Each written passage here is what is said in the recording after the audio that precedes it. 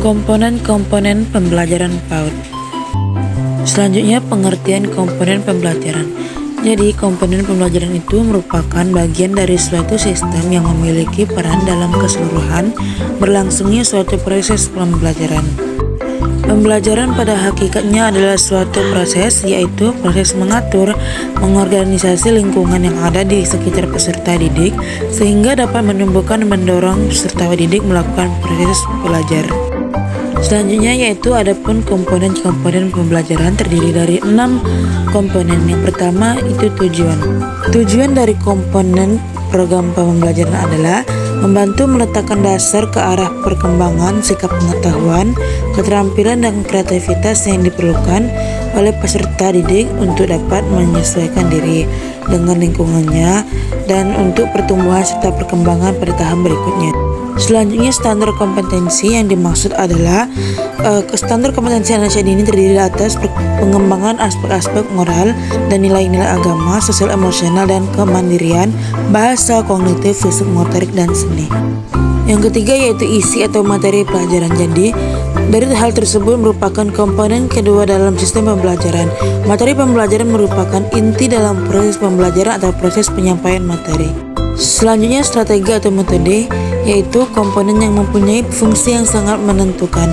Keberhasilan pencapaian tujuan sangat ditentukan oleh komponen ini. Oleh karena itu, setiap pendidik perlu memahami secara baik peran dan fungsi metode dan strategi dalam pelaksanaan proses pembelajaran. Yang kelima yaitu alat dan sumber.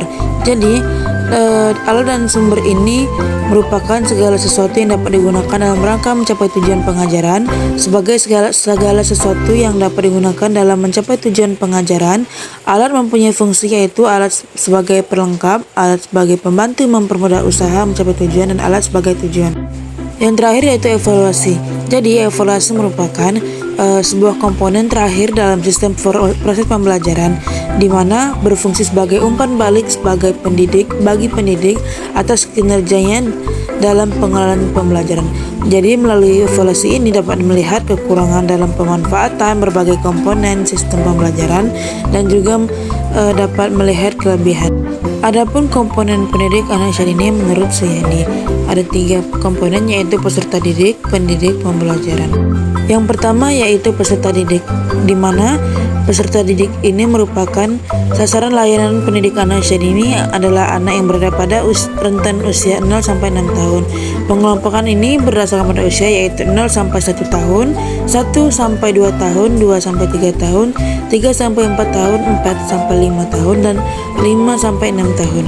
Yang kedua yaitu pendidik, di mana kompetensi pendidik pada PAUD memiliki kualifikasi akademik sekurang-kurangnya sarjana S1 di bidang PAUD, kependidikan lain atau psikologi yang memiliki sertifikasi profesi guru PAUD atau sekurang-kurangnya telah mendapat pelatihan PAUD.